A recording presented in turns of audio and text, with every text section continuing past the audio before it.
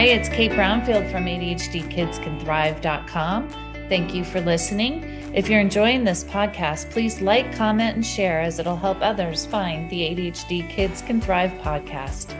Today, my guest is Dr. Ned Hallowell. He's a board-certified child and adult psychiatrist, author, and a world authority on ADHD. Please enjoy our conversation. Okay, Dr. Hallowell, thank you for joining me today. I'm looking forward to this conversation. My pleasure. Thank you for being here.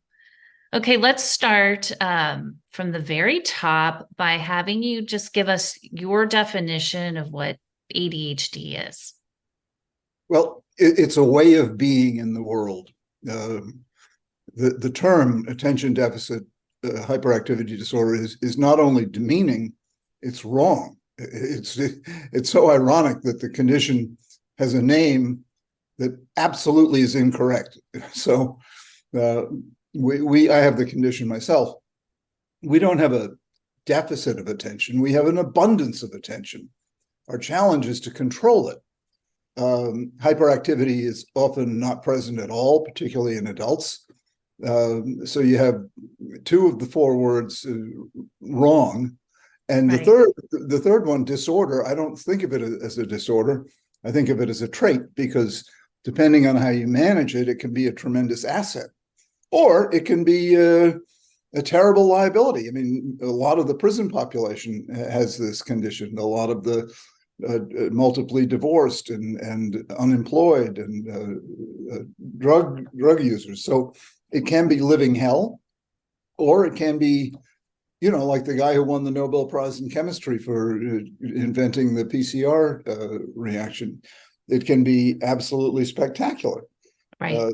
So as for a definition, it's a way of being in the world characterized by positives and negatives.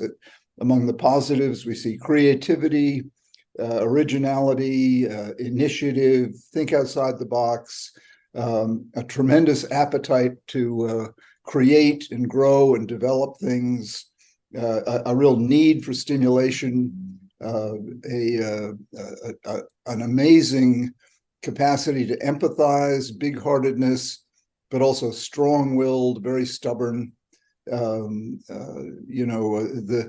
downside is trouble sweating details. Anything that's boring, we can't do. Boredom is our kryptonite. So lack of stimulation, which is boredom, is our kryptonite. We simply can't do boring.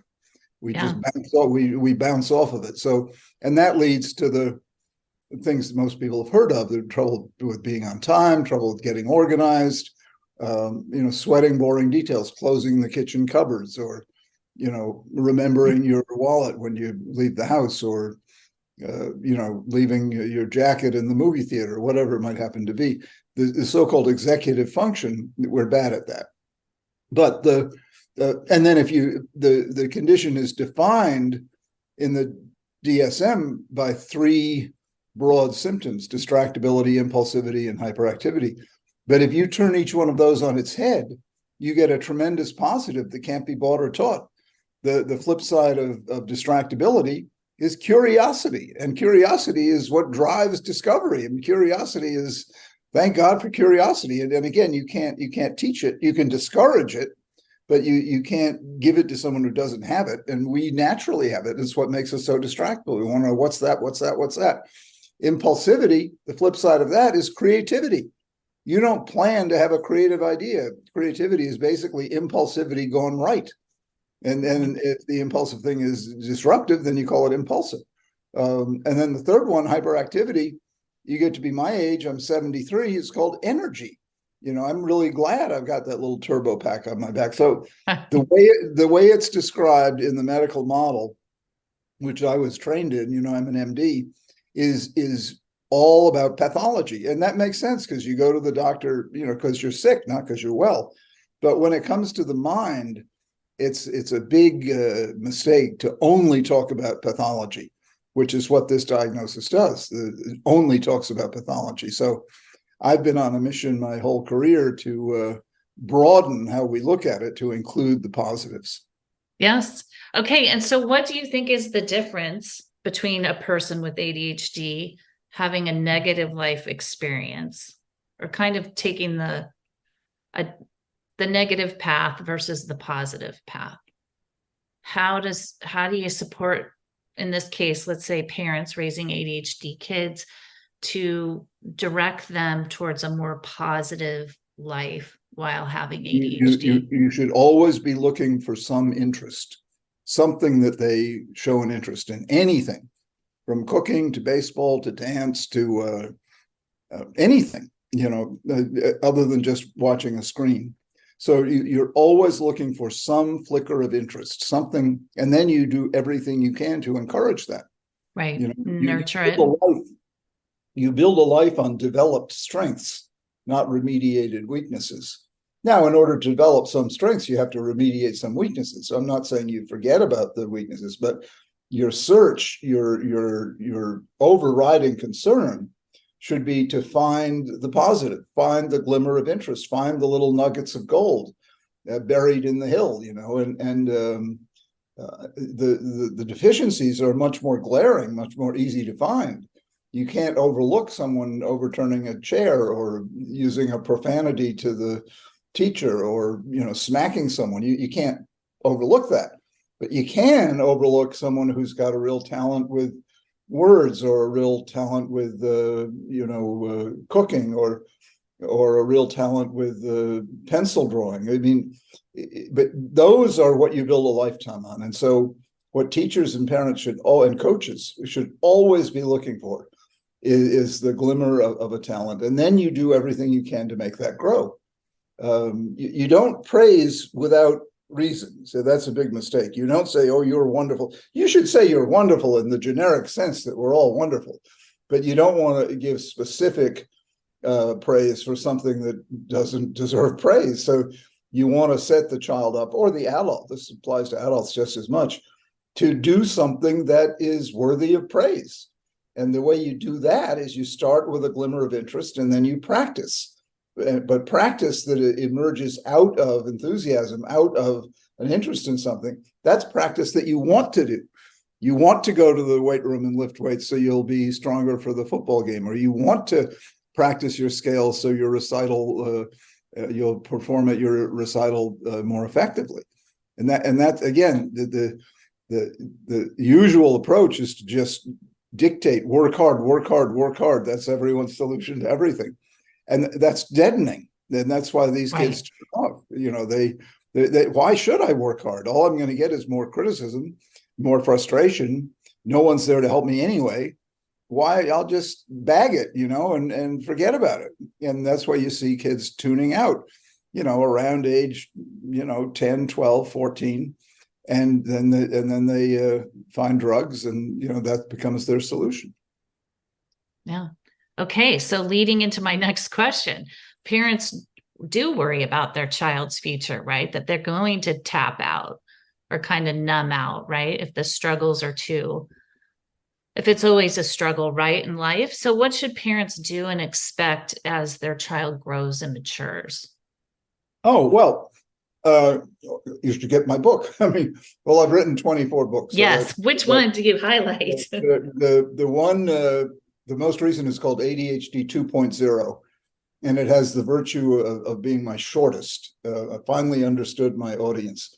People, they didn't want to read long books, so it's only 100 pages. But you really want to start by becoming an expert, and that book has everything you need to know, and really a plan for, as I like to put it, unwrapping the gift, tapping into the positives. But it begins with connection, which you have automatically the minute a child is born or is adopted and brought into the house. You get this massive change. When you become a parent for the first time, you enter into a permanent state of psychosis. You fall madly in love with this little baby, or whatever age you get it, and that's the launching pad. So you on the wings of that love, you then start to do the incredibly difficult, unpleasant, ornery things we parents have to do. It's a good thing we're crazy in love, because you have to be crazy to do all this stuff. Then you say, well, this is so much fun, I'll do it again. And my wife and I did it 3 times, and some people do it much more than that. So, but you don't want to pretend that it isn't difficult. It is difficult. You deny sleep, you deny money, you deny freedom, you deny, impulsively saying, let's go out, let's take a flight to London or something. You can't do any of that anymore. But what you get back is only the greatest thing in the world. And and that's why I say the first rule of parenting is enjoy your children. It's almost for sure, if you're enjoying them, you're doing it right, unless you're just smoking pot with them all day. But if you enjoy your children, then that means they're enjoying it too. And that means you're doing it right. You're tuning into some area where they feel comfortable and they feel, their brain lights up, and your brain lights up along with them. So that's what you're looking for all the time. You're looking for that mutual vibration of affirmation and happiness and joy and creativity. Instead of coming with a recipe book and saying, well, you should be interested in this, just let it emerge organically, let it develop organically. And that's a lot more fun for everyone too. So enjoy your children, number one goal. And then if you're doing that, then the kid will find something he likes to do over and over again. And that's how you develop a talent. You practice. I laid out what I call the cycle of excellence. And of all the books I've written, my favorite book, it's not about ADD. It's called The Childhood Roots of Adult Happiness. The Childhood Roots of Adult Happiness. And it's really and it's only about 150 pages.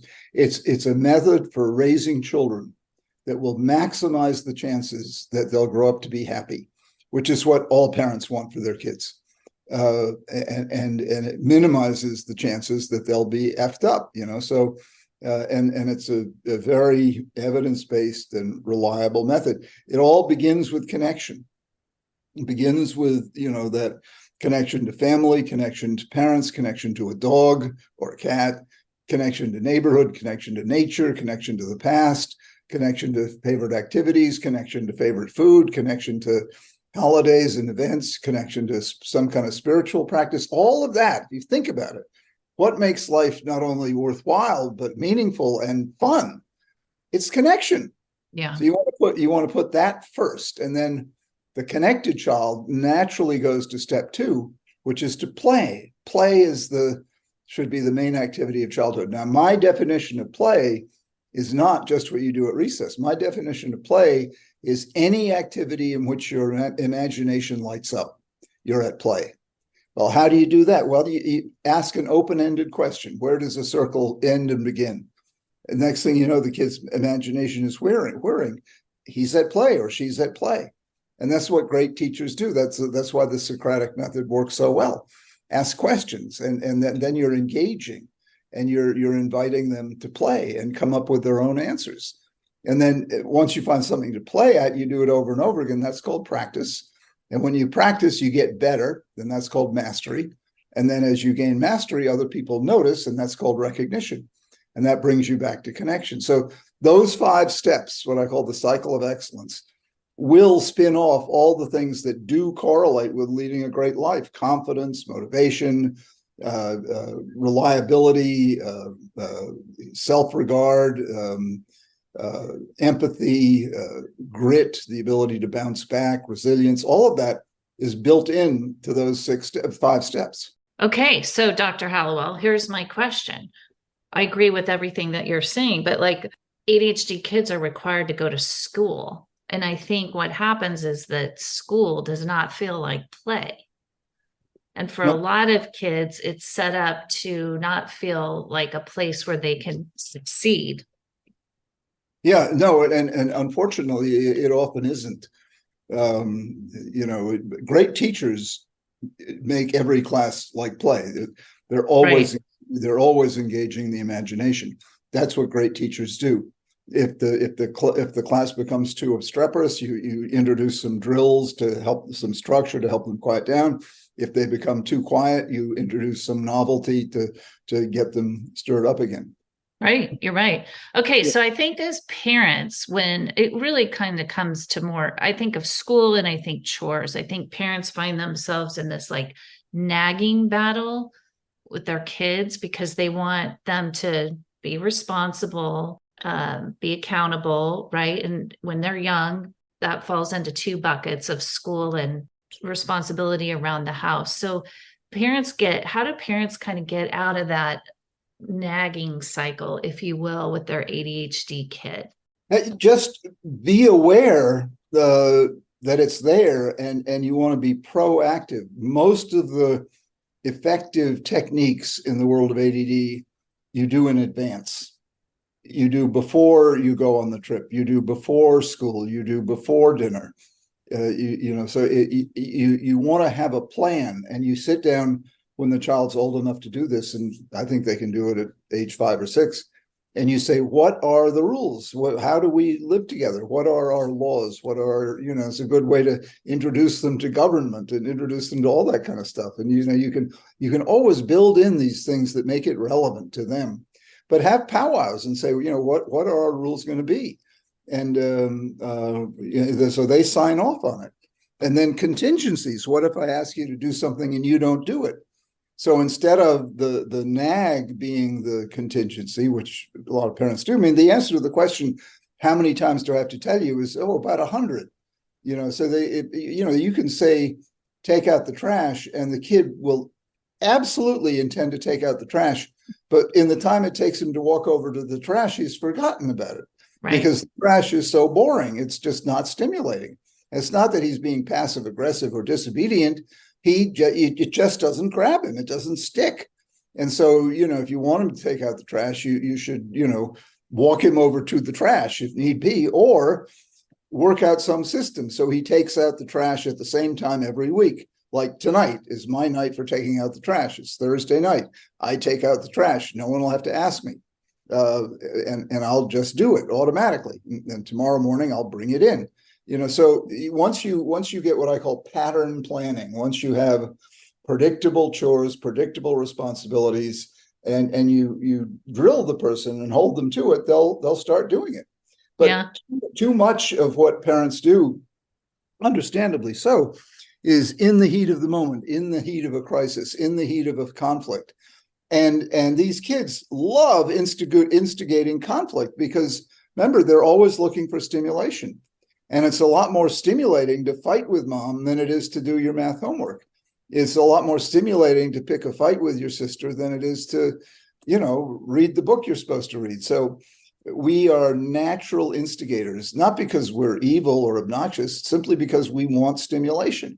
And so you want to help them find ways of getting stimulation other than by instigating arguments and fights or playing practical jokes.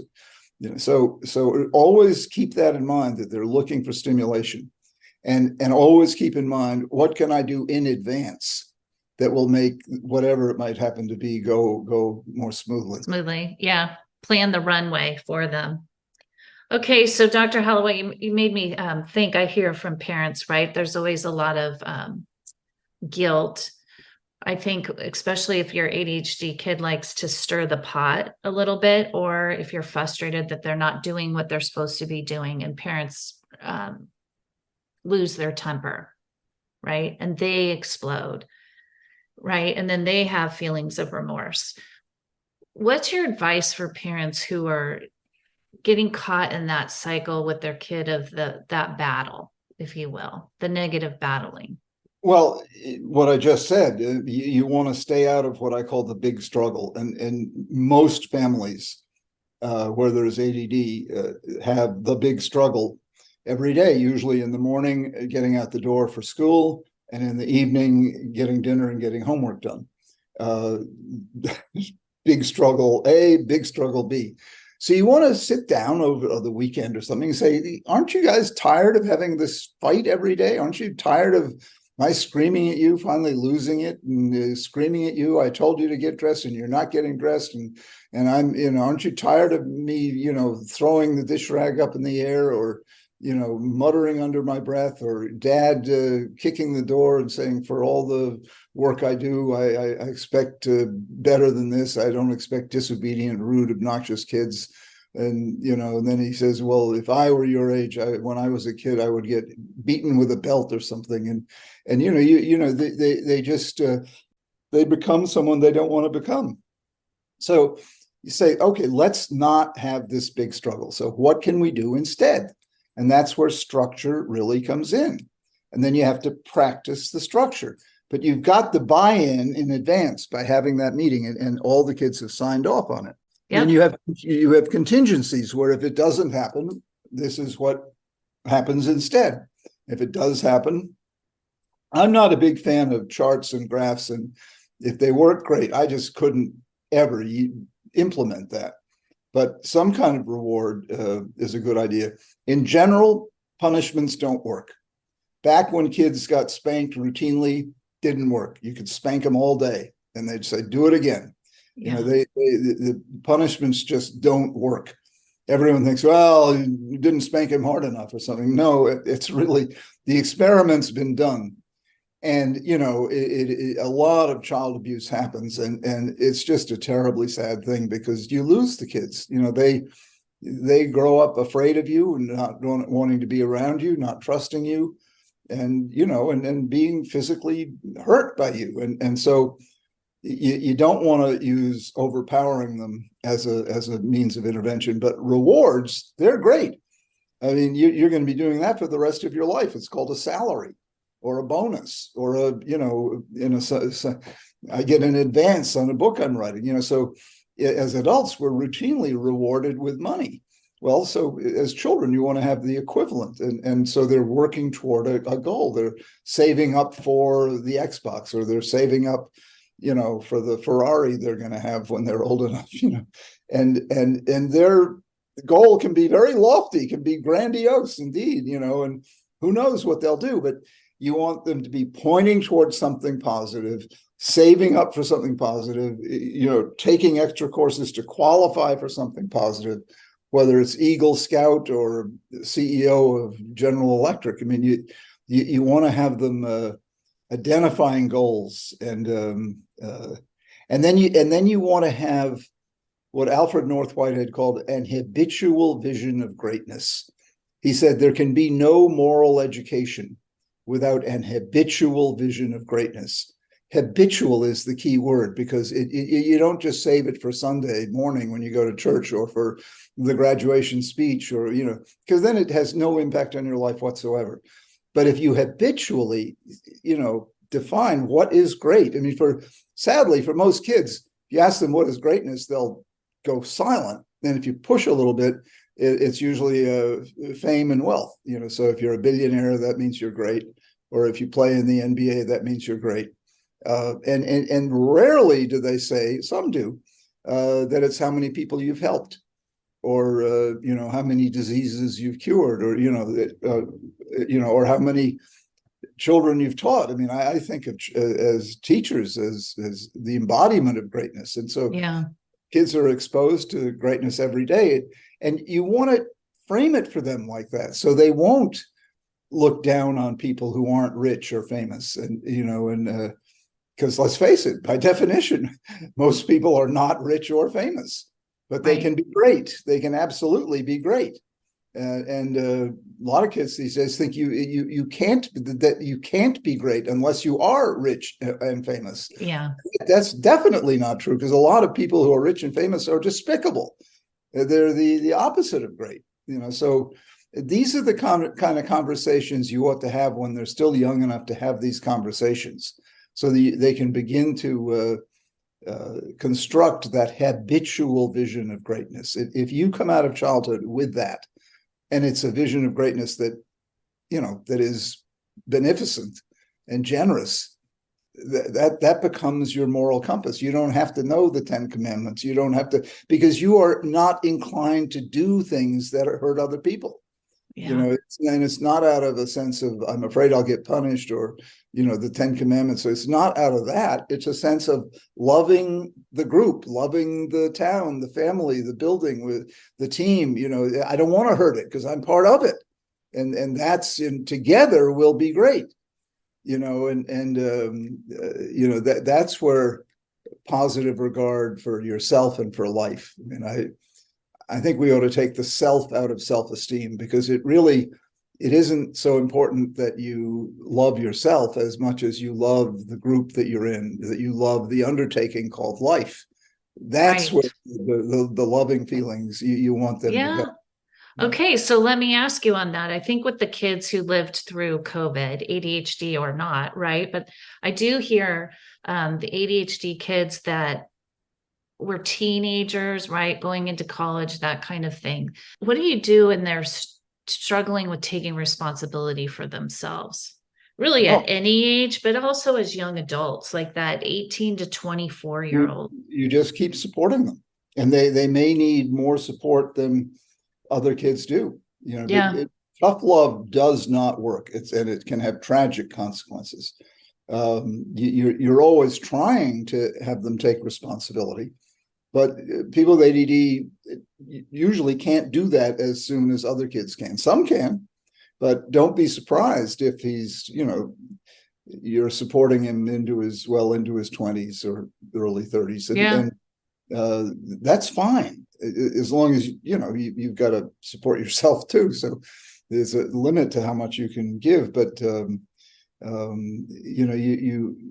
don't want to turn it into a series of moral lectures.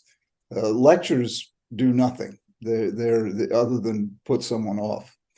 There's a natural desire in every child to become independent. That's, I want to go where I want to go, eat what I want to eat, watch what I want to watch. And the only way I can be guaranteed to do that is if I am indeed independent. So there's a natural drive toward independence. You don't have to be, punished into it, So, but there's also a natural drive to get out of work you don't want to do. So you've kind of got competing drives. And again, as a parent, you're trying to encourage one side and discourage the other side. Do you have any other last words of wisdom? Oh, just to enjoy your children, where I started. Know that raising any child, there'll be lumps, there'll be disappointments, there'll be ups and downs, but it's the greatest thing in the world, and you will get there. And another really important point, never worry alone. That's why things like your podcast are so helpful. You can feel very alone when you're the parent of one of these kids or several of these kids. Never worry alone. Join this podcast or join chat rooms online or form a group at school. When you worry with people, that quickly turns into problem solving. When you worry alone, that quickly turns into frozen, depressive non-action or wrong action. So wonderful advice. That's my 2 cents worth. Thanks for having me on.